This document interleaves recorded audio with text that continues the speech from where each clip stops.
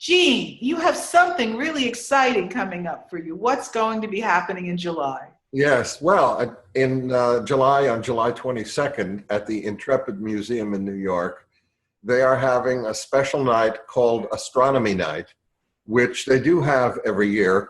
And they have a guest speaker there to talk about astronomical and cosmological things.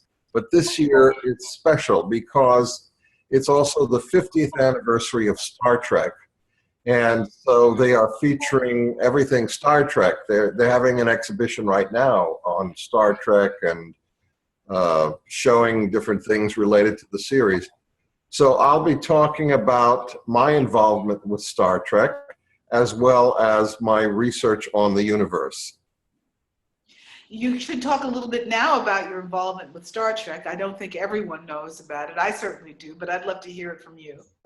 My work in holography, which started way back in 1964, led me to understand things in physics that no one else understood, including not only how to reproduce images in 3D, but to reproduce matter. And that meant that objects could be recorded and played back. And when I was introduced to Gene Roddenberry back in '73, I explained this to him.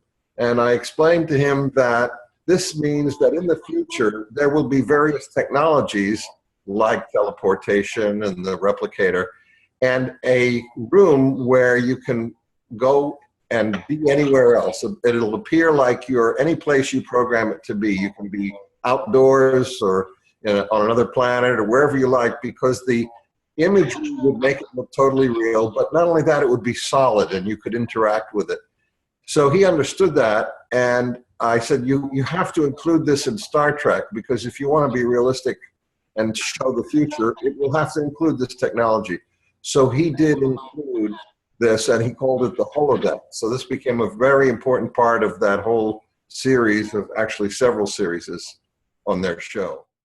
I love that you did that, because I'm one of the people still hoping that we're going to have the holodeck to go to eventually. I mean, it's a fantastic thing.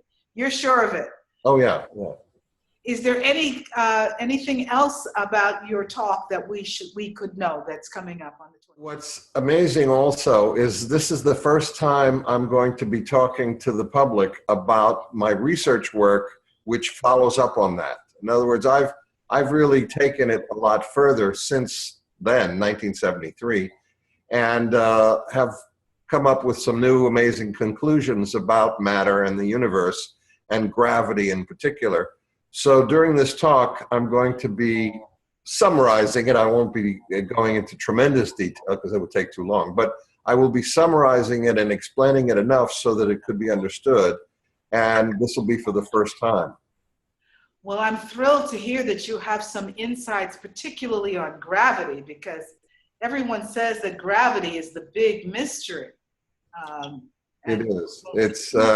It's been understood in terms of an equation and how to calculate it, but no one, including Newton, who came up with the equation, has any inkling of what it actually is or what causes it. Not a theory.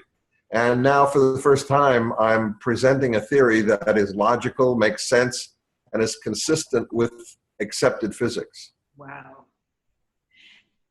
Back to you as a person for a moment. It must be frustrating or difficult to see things and understand things and not have others necessarily understand them along with you or grasp them immediately. Is there some difficulty about that, some challenge about that? Well, you know, it's always frustrating when you have an idea or you know something that other people don't get, and then you want to tell them about it, and they don't seem receptive to it because they're not familiar with it, they don't get it. And this has always been something that has hindered creative thinkers throughout history. You know, and it's only those that have enough of a thick skin and persevere and can continue moving forward with what they're interested in, regardless of everybody saying, you're nuts and that's ridiculous, that allows these things to finally come to fruition.